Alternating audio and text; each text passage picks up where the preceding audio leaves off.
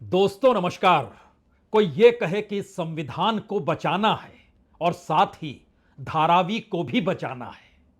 महात्मा गांधी को भी याद कीजिए और बाबा साहब अंबेडकर को भी भूलिए मत। छत्रपति शिवाजी महाराज की खींची गई लकीर पर चलने की कोशिश भी कीजिए और फूले को भी भूलिए मत। इस दौर में अपनी राजनीतिक जड़ों को टटोलते हुए कोई मौजूदा चुनाव में वोट की मांग करे, ऐसा लगता नहीं है कि इस दौर की राजनीति इस बात की इजाजत देती है। लेकिन राहुल गांधी ने आज एक ही सांस में नागपुर से मुंबई तक को नाप डाला। न सिर्फ नाप डाला बल्कि जिन सवालों को उन्होंने नागपुर में खड़ा किया, उन सवालों के राजनीतिक तौर पर मुंबई में रखने की कोशिश की। और यह अपने आप में एक अजीबोगरीब परिस्थितियां हैं जिसमें नागपुर में बाबा साहब अंबेडकर को याद करके संविधान पर आ रहे संकट, और सिर्फ यह सवाल नहीं कि संविधान रहेगा या कोई खत्म कर देगा, बल्कि संविधान के पीछे क्या सोच थी और उस सोच के आश्रय कैसे इस देश के में असमानता चरम पर है, जबकि संविधान असमानता की इजाजत नहीं देता है। वो समाजवादी दृष्टिकोण रखता है। वो चाहता है कि हाशिए पर पड़ा हुआ हर तबका मुख्य धारा में शरीक हो जाए, और इसी की राजनीतिक भाषा जाति जनगणना के साथ साथ 50% आरक्षण को खत्म करने के साथ जुड़ जाती है। दोनों के बीच तारतम्य बैठाते हुए जिन सवालों को राहुल गांधी ने आज नागपुर में मथा और उसका राजनीतिकरण मुंबई के रैली में किया, इन दोनों के बीच आज खड़े हो जाइए, क्योंकि यह एक ऐसा अद्भुत क्षण है जिसके आश्रय इस देश की उस नींव को आप पकड़ सकते हैं जो शायद इस राजनीतिक शोर शराबे के बीच गायब हो गई। यह सवाल जरूर है कि धारावी पर कब्जा कौन कर रहा है, लेकिन यह सवाल क्यों नहीं है कि धारावी पर कब्जा करने के बाद वह शख्स आपको रोजगार नहीं देगा बल्कि आपको बेघर कर देगा। चंद मुआवजे के आश्रय परिस्थितियां आगे बढ़ेंगी जरूर, लेकिन उसके बाद इस देश का सिस्टम जो टैक्स और जीएसटी के आश्रय चलता है, वो सब कुछ आपको हड़प लेगा और आपको कंगाल बना देगा। यानी राजनीतिक तौर पर पहली बार मोदी सिस्टम के उस बिंदु को पकड़ने की कोशिश नागपुर से लेकर मुंबई के बीच राहुल गांधी ने आज जिस तर्ज पर की, उसमें 3 सवाल शायद सबसे बड़े और सबसे मौजूद हैं। एक तरफ संविधान से जुड़ी हुई वह अवस्थाएं हैं जिसमें जाति जनगणना ही नहीं बल्कि जाति शब्द और जात शब्द की उत्पत्ति और जाति के आश्रय इस देश के भीतर असमानता का रुख और जाति को राजनीतिक हथियार बनाकर वोट बैंक में तब्दील करने की कोशिश, सभी को एक साथ रखने की कोशिश आज राहुल गांधी ने की। दूसरी तरफ इस देश के भीतर में कॉरपोरेट की जो लूट है और उसमें सब कुछ कॉरपोरेट के हाथों थमाकर इस देश को विकसित या देश की इकोनॉमी को बड़ा दिखाने की जो कोशिश है, उसमें वह तबका गायब हो गया जिस तबके को ध्यान में रखकर संविधान को बनाया गया। और तीसरा सवाल इस देश की उस संस्कृति से जुड़ा है जो संस्कृति इस बात की इजाजत देती ही नहीं है कि जो भी संघर्ष आजादी के पहले से समाज सुधारक के तौर पर, चाहे वो ज्योतिबा फूले हो, चाहे खुद राजा राममोहन राय हो, बाबा साहब अंबेडकर की सोच हो या महात्मा गांधी जिन्होंने अपने लेकर लड़ाई नहीं लड़ी बल्कि समाज में क्या कुछ हो रहा है उसको परखने की कोशिश की, और उसी अंदाज में भारत की राजनीति को चलना पड़ा। तो क्या मौजूदा वक्त में आरएसएस के गढ़ में घुसकर जिन सवालों को राहुल गांधी ने आज नागपुर में उठाया, क्या वो सवाल इतने मौजूद हैं जो भारत की राजनीति में परिवर्तन के लिए लोगों के भीतर एक चिंतन की परिस्थिति को पैदा कर सकते हैं? यह सवाल बड़ा है, और यह सवाल नागपुर के लिए तो इसलिए भी बड़ा है क्योंकि दशहरा के दिन आरएसएस हेडक्वार्टर में सरसंघचालक भाषण देते हैं और भाषण से पहले वो शस्त्रों की पूजा करते हैं। और इसी दिन 1956 में धम्म परिवर्तन करते हुए बाबा साहब अंबेडकर ने कहा था, हम बौद्ध धर्म अपना रहे हैं, यानी एक लिहाज से हिंदू धर्म को उन्होंने छोड़ा। और आज की तारीख में विदर्भ के इलाके में लगभग 13% बौद्ध हैं, यानी दलितों की तादाद विदर्भ जैसे इलाके में बड़ी जबरदस्त तरीके से मोहल्ले दर मोहल्ले ठीक वैसे ही है जैसे संघ से जुड़े हुए स्वयंसेवकों के मोहल्ले नागपुर में आपको मिल जाएंगे। लेकिन आज शुरुआत करते हैं दीक्षा भूमि से, वही दीक्षा भूमि जहां पर हर बरस मेला लगता है और उस मेले में शस्त्र की पूजा नहीं होती है बल्कि किताबों की पूजा होती है। और किताब वहां पर 10 दिनों तक बकायदा अलग अलग स्टॉल में लगाए जाते हैं, जिसमें सबसे ज्यादा किताब बाबा साहब अंबेडकर के अपने सोच, उनके अपने चिंतन मनन और उस चिंतन मनन के आश्रय इस देश में समानता के सवाल के साथ खड़ी होती है। क्योंकि बाबा साहब अंबेडकर संविधान सभा के सामने भी, संविधान तैयार होने के बाद भी यह कहने से नहीं चूके थे कि जब तक आर्थिक समानता नहीं होगी तब तक संविधान कोरे कागज की तर्ज पर रहेगा। और इसको बिल्कुल नए तरीके से राहुल गांधी ने आज नागपुर में रखा। लेकिन उससे पहले दीक्षा भूमि के दर्शन कर लीजिए जहां राहुल गांधी पहुंचे।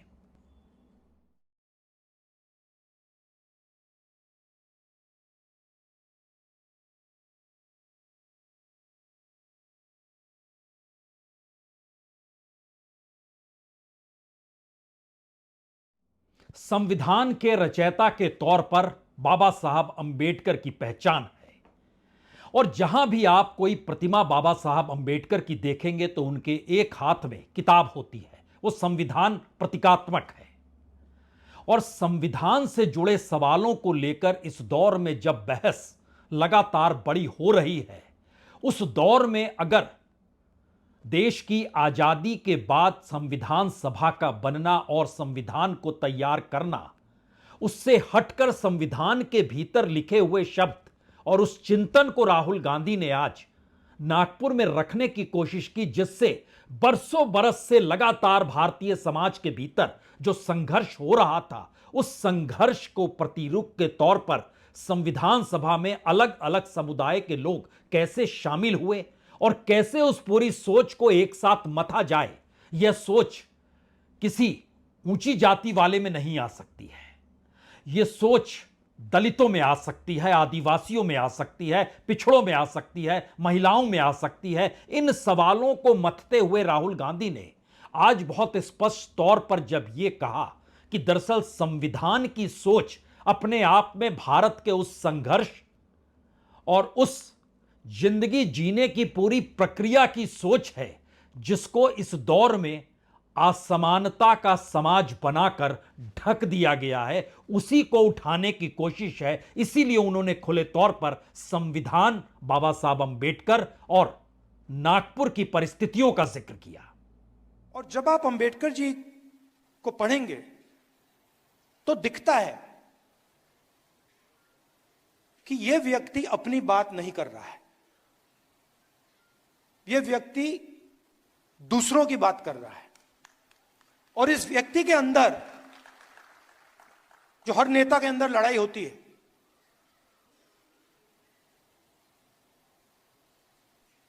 नेता के अंदर क्या लड़ाई होती है? नेता के अंदर मुझ में है, सब में है, मैं क्या चाहता हूं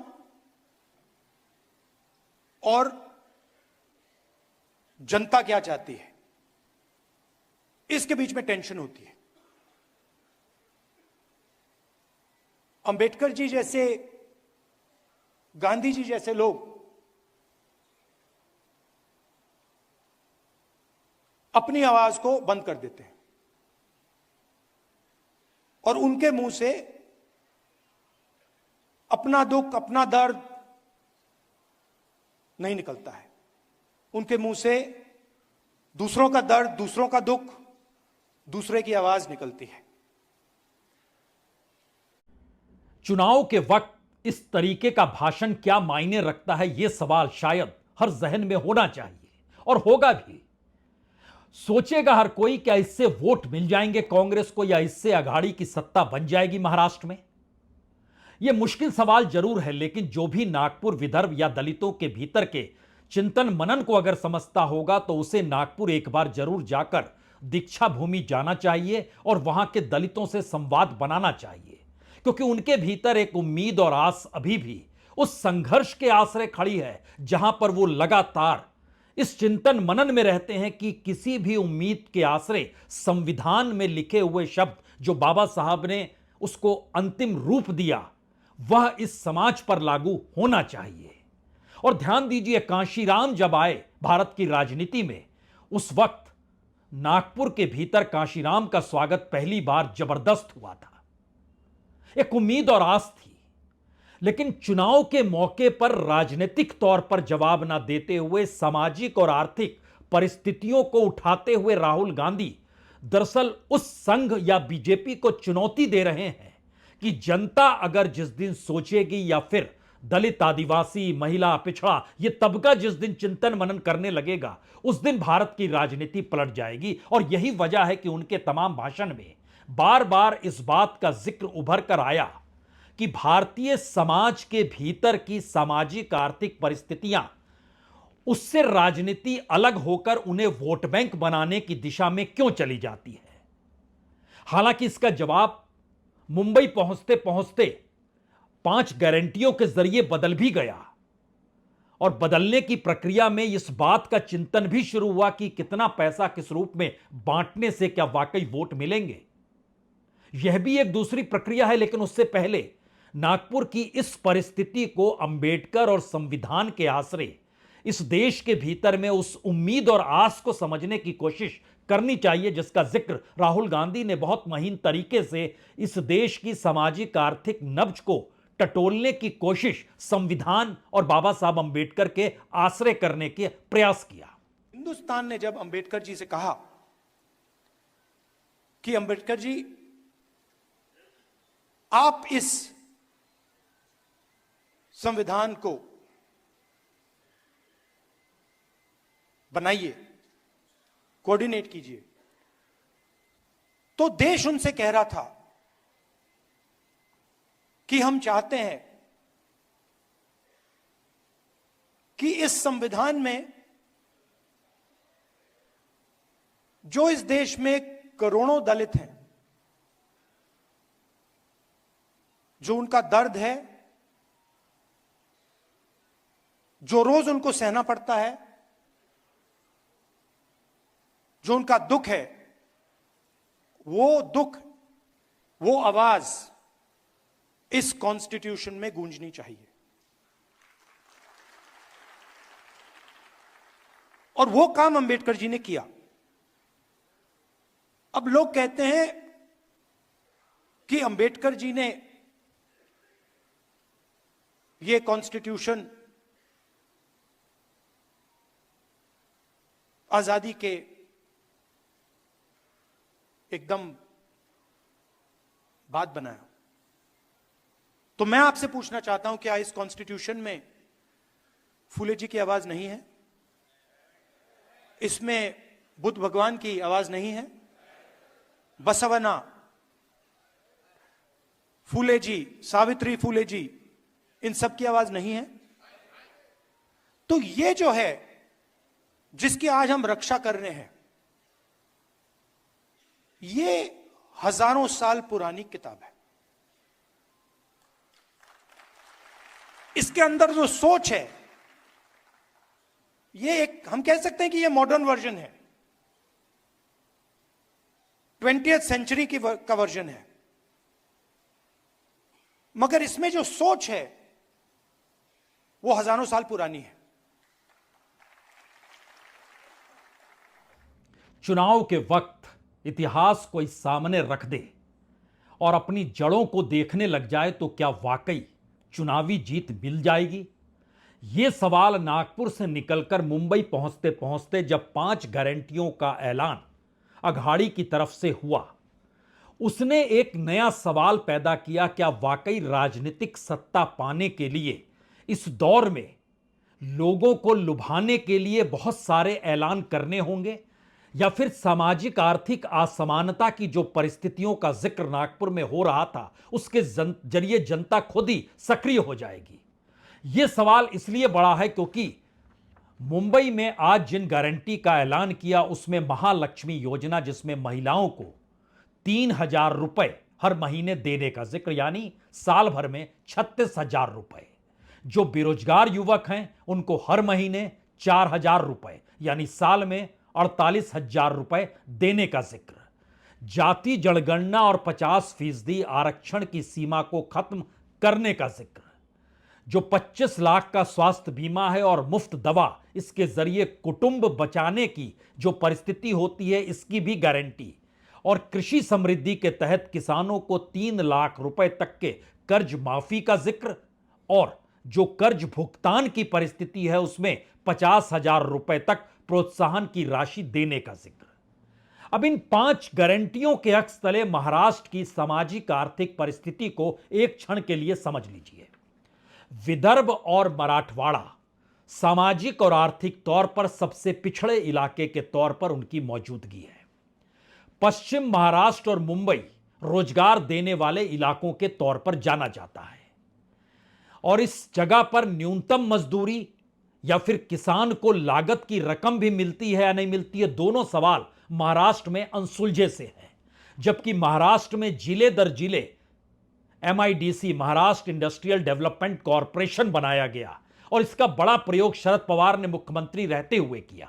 यह अलग मसला है कि MIDC भी उस भ्रष्टाचार के तहत चला गया जहां जमीन पर कब्जा करना, इंडस्ट्री को खड़ा करना, उसको बीमार घोषित करना, उसके जरिए बैंकों का कर्ज नहीं लौटाना और बैंकों से नई कंपनी के लिए नया कर्ज ले लेना, फिर नए नाम के साथ फिर एक दूसरी MIDC में चले जाना। यह परिस्थितियां महाराष्ट्र की राजनीति में खूब हुई है। लेकिन पहली बार अगर यह सवाल बड़ा हो गया है कि अब बेरोजगारी का भत्ता महाराष्ट्र के युवाओं को चाहिए, महिलाओं को 3,000 रुपए चाहिए, किसानों को कर्ज माफी चाहिए, आरक्षण की परिस्थितियों और विस्तार चाहिए, और इन सब के बीच धारावी को भी बचाना है और संविधान को भी बचाना है। और धारावी की जमीन अगर अडानी ले रहे हैं तो वो रोजगार नहीं देंगे, इसको भी समझना है। और यह वो परिस्थिति है जो राजनीतिक तौर पर चुनावी परिस्थिति में तब्दील कांग्रेस को भी करती है और अघाड़ी को भी करती है। लेकिन राहुल गांधी जो नागपुर से नब्ज पकड़कर चले थे, उस नब्ज को उन्होंने मुंबई में भी छोड़ा नहीं। इसीलिए खुले तौर पर यह ऐलान उन्होंने जरूर किया कि दरअसल उस विचारधारा की लड़ाई को आपको समझना ही होगा जो विचारधारा इस दौर में चुनावी जोर शोर हंगामे में खो गई है। यह एक ऐसी परिस्थिति है जिसमें इस देश की जनता को तैयार करना और जनता चुनाव में कौन सी दिशा लेगी, इस दिशा में चिंतनशील होकर उसे सोचना होगा, जिसका जिक्र राहुल गांधी कर रहे हैं। तो क्या वाकई राहुल गांधी सफल होंगे? क्या वाकई अघाड़ी और महायुति की सरकार जो आपस में आमने सामने खड़ी है, उसमें जो नारे निकलकर आने वाले वक्त में प्रधानमंत्री मोदी देंगे या अमित शाह जाकर देंगे या एकनाथ शिंदे लगातार जिन बातों का जिक्र कर रहे हैं, लाडली बहना से लेकर वह भी बेरोजगारी भत्ता दे रहे हैं, ये आपस में टकराते हुए दिखेंगे, यह समझ अब कांग्रेस या राहुल गांधी को आ चुकी है। इसीलिए वो बार बार उन जड़ों को टटोलना चाह रहे हैं जो कि वाकई विचारधारा की लड़ाई को समझने की कोशिश करें। लड़ाई विचारधारा की लड़ाई है। एक तरफ बीजेपी, RSS और दूसरी तरफ इंडिया गठबंधन। एक तरफ अंबेडकर जी का संविधान, एकता, समानता, मोहब्बत, रिस्पेक्ट, और दूसरी तरफ सामने से नहीं, छुपकर बीजेपी के लोग, RSS के लोग इस संविधान को खत्म करना चाहते हैं। असल में भारत की राजनीति में यह एक अनूठा प्रयोग हो रहा है। आप कह सकते हैं भारत की राजनीति का ट्रांसफॉर्मेशन करने की दिशा में राहुल गांधी बढ़ना चाहते हैं। यह ट्रांसफॉर्मेशन जनता के भीतर कितना होगा, यह तो चुनाव के वक्त और उसके रिजल्ट के साथ सामने आएगा। लेकिन इसका एक दूसरा सवाल यह भी है, क्या एक बड़ा तबका इस दिशा में सोच रहा है? इस देश में वाकई टैक्स जो लगाए जाते हैं वो टैक्स गरीबों पर ज्यादा क्यों लगते हैं, या फिर टैक्स एक बराबर बड़े बड़े कॉरपोरेट रईसों पर और इस देश के गरीबों पर भी एक सरीखे क्यों है? क्या वो वाकई सोचने की स्थिति में आ पाएगा? इस देश में कॉरपोरेट का टैक्स कम है बनिस्पत जो मिडिल क्लास के ऊपर टैक्स, जो डायरेक्ट टैक्स है वो ज्यादा है।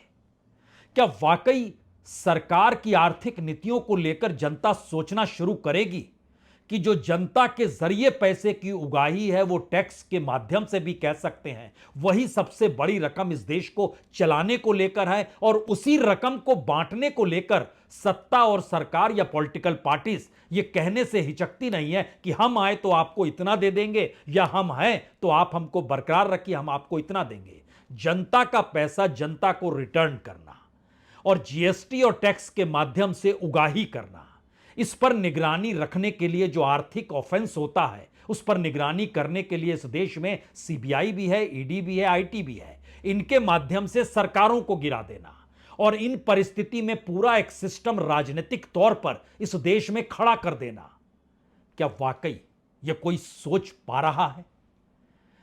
लेकिन इसका एक असर तो यह जरूर हुआ कि उद्धव ठाकरे भी जब भाषण देने आए तो वह भी उन जड़ों की तरफ देखने लगे जो भारत या कहें महाराष्ट्र की राजनीतिक परिस्थितियों के भीतर सामाजिक, आर्थिक और सांस्कृतिक धरोहर को संभाले रही है।